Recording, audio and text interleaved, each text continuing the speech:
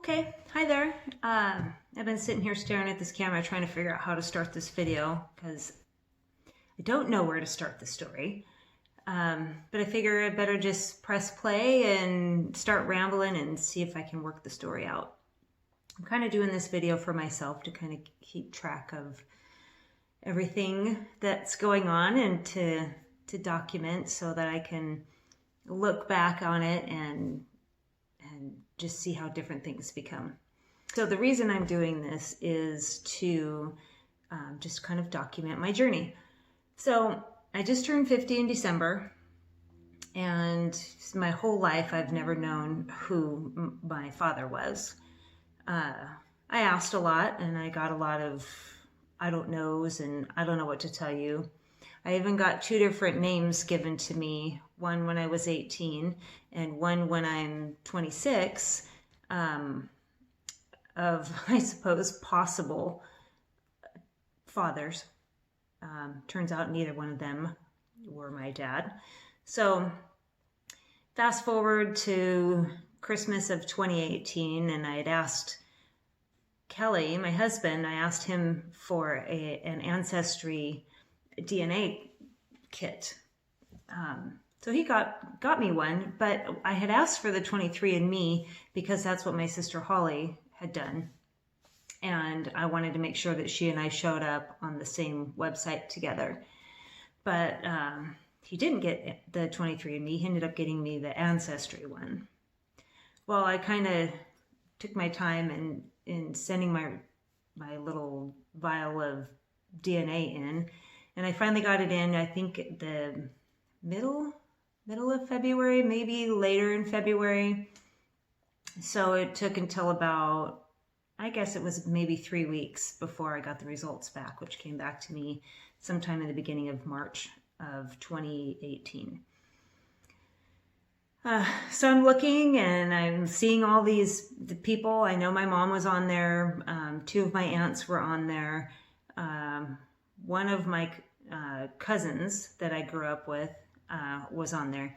But then there's this whole list there was probably 800 people on there whose names I don't know.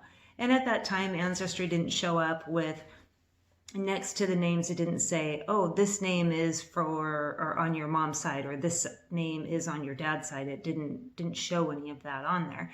So I'm looking at all these names thinking, oh my God, okay. So clearly, some of these people had to be on my dad's side. Otherwise, I would probably know about them, right?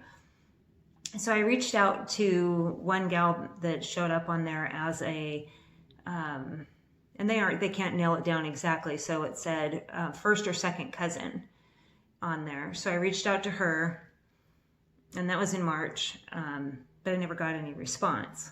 So, summer comes and goes, and we get into later in the year, and I think it was September that I reached out to her again. And each time that I reached out, I kind of gave the little brief overview, who I am, how old I am, where I was born, and what my mom's name was, just to see, maybe she could pass my information along or talk to somebody in the family who might know something, right? And that was September. So I got a short response back that just said, kind of, hey, that's cool. Good luck. I know I'm totally dumbing that down. I don't remember exactly what she said. I probably should have had it printed out or something so I could have it in front of me. But but that was it. Just quick little response. And I thought, all right, I'm not going to push my way into anybody's family. And if she's not interested in chatting with me, I'm not going to force the issue. So then we fast forward again into the beginning of December, and the same gal, the same cousin, her name is Brittany, she found me on Facebook and sent me a message on Facebook, and just kind of was like, hey, you look kind of like my cousin so and such, and she sent me a picture. And then she says, so if you look like you could be from this part of the family. And I thought, oh, okay, that's exciting and kind of promising. So we chatted a little bit more, and and she's asking me questions, I'm answering, and she's kind of working out in her head who she thinks maybe it could be. And she says, you could be my uncle, Walt, and his daughter's been wanting to do an ancestry test. So this has got her kind of excited. So she's going to go ahead and do it. And they didn't say anything to Walt at the time because he was in Hawaii celebrating his daughter's 60th birthday. And so they waited till he got back, and his younger daughter sent in her test. Results came back, and on December 12th, I get this crazy excited message. Maybe it wasn't the 12th. I don't know. I should have made notes for this, but I figured if the more excuses I start making to not do it, I'll probably never get it done. But anyway, so as the weeks passed after she sent in her test, I finally get a message from cousin Brittany saying, "Hey, Linnell showed up for me as a match on Ancestry. Did you get a match too?" So I was like, oh my God. So I opened up my phone, I looked at the Ancestry app, and sure enough, Linnell showed up as a sister for me. She actually showed up directly below my sister Holly, who I grew up with. So she is obviously my sister, which also now means that I now know at 50 years old, I knew who my dad is. I couldn't even believe it. I'm looking at it going, oh my God, what the, okay. So instead of answering the message and answering Brittany, I called Kelly, my husband, and I'm like, oh my God. He's like, what? So I told him the story. I made goosebumps and from in my hair all the way down to my ankles. My heart was racing. My palms were sweating. Everything was sweating, and I couldn't even make sense. I'm like, oh my God, should I cry right now? I kind of felt the small urge to cry, and then I thought, oh my God, I don't want to cry. I want to squeal and scream from the mountaintops. Like, holy crap! I finally found out who my dad is. So I think I did a little bit of all of the things. I paced around the house. I talked to Kelly on the phone. I squealed. I was just beyond excited. I couldn't even believe it. So right away, Linnell reached out to me and was like, oh my gosh, hey, I'm your sister. And then Janet reached out to me, same thing. Both of them could not be any sweeter, any more kind, any more accepting of this idea that, oh my gosh, I have a sister that nobody ever knew about and she's 50 years old. That's nuts. So then, of course, they had to tell Dad, Walt, about all of this, which, based on whatever I can remember from the conversation of having with Linnell, at first he thought that Linnell was screwing with him when she was telling the story, and she's like, Dad, no, seriously, I'm not kidding. And he didn't want any part of hearing the story. He thought she was messing around.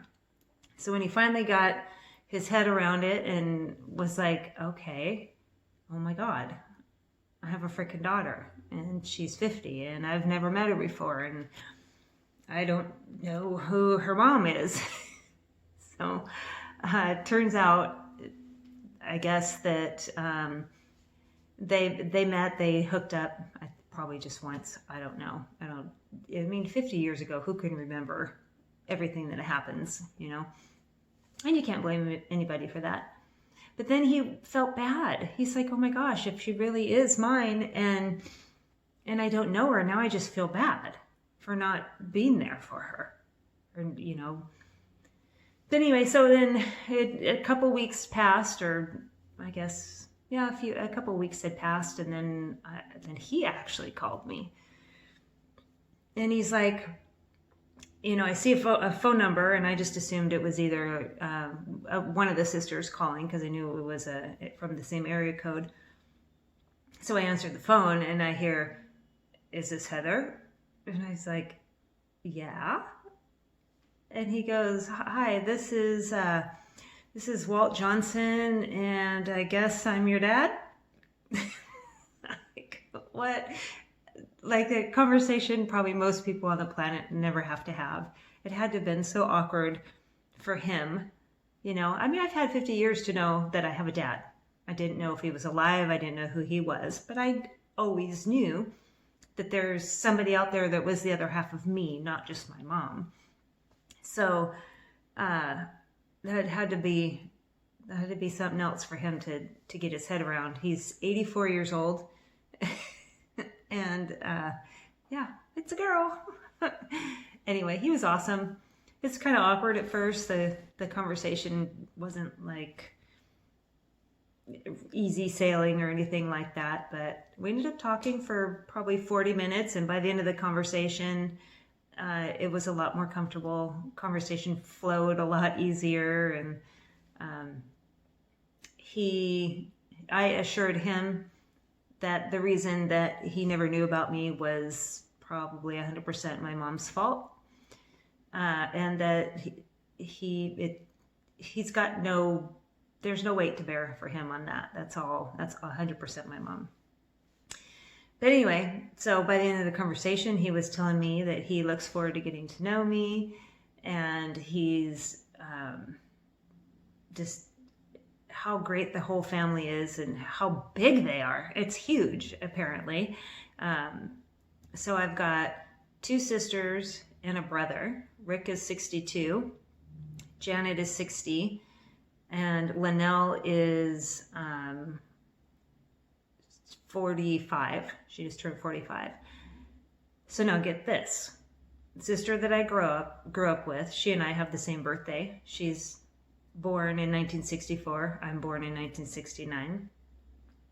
And then I have a little brother who was 3 years younger than me, Brady. The 2 that I grew up with, Holly and Brady. But, so me and Holly have the same birthday, 1964 and 1969. The new sister, Janet, let me back up. Me and my sister Holly, same birthday. I don't know, I probably already said that, but there's a lot going on in my head. So if I repeat, then don't be surprised. But anyway, so me and Holly, sister I grew up with, same birthday, 1964, 1969. New sister Janet, that I just met, same birthday, 1959. And then new sister Linnell only missed that same birthday as me and Holly and Janet by 4 days. 4 days, 5 years later. So there's 4 of us girls, and we're all right there, 5 years apart, but Linnell missed it by 4 days. So we're all born on the 9th, and then Linnell's on the 5th, but every 5 years. I just think that's nuts. Anyway, so I just booked airfare this morning. Today is February 6th. I booked airfare for Kelly and I to go up there and meet everybody. I am super excited. It's weird. I don't know. I'm nervous. I don't know why I'm nervous. Everybody's awesome. I mean, I feel like when I'm on the phone with the girls, it just feels like I'm chatting with my friends, you know, people that I feel like I've known forever, even though I don't know hardly anything about them. Same when Brother Rick called. Conversation's just simple, easy. So I have no doubt that it's just going to be easy to be around everybody, but it's going to be a lot to drink in. I'll probably cry. I'll probably cry. Hopefully not too much, but it's gonna happen. But I'm excited. So we're going up there. We're leaving here on February 28th, and we're heading up to Washington. We get in on a Friday night. We'll hang out with our friends and Kelly's side of the family on Friday, and then Saturday we'll drive up. We'll see my grandma and my aunt and uncle up in Bellingham. Oh, that's the other crazy part. So my grandma and aunt and uncle have lived on the same piece of property for forever. I don't even know how long. It's forever. And turns out Dad and Sister Janet live 5.4 miles away from my grandma and uncle. How freaking nuts is that? And to make that even crazier, Sister Janet and her husband have a piece of property on the Stillaguamish River, which the actual property, the address of their property is 7.4 miles from our last house in Lake Stevens. So all this family just close all this time and having no idea. I mean, how many times did I drive past them or stand in line behind them at Costco or, who knows? It's just nuts. But anyway, we're going up there to visit. And so there's an official date, and we will all meet on February 29th of all freaking dates, of 2020. So February 29th, 2020, big day. But I will, I'll keep it posted. I'll keep adding to this and fill things in as we go. Okay. Anyway, wish me luck. Yeah. Okay. I'll be back. Bye for now.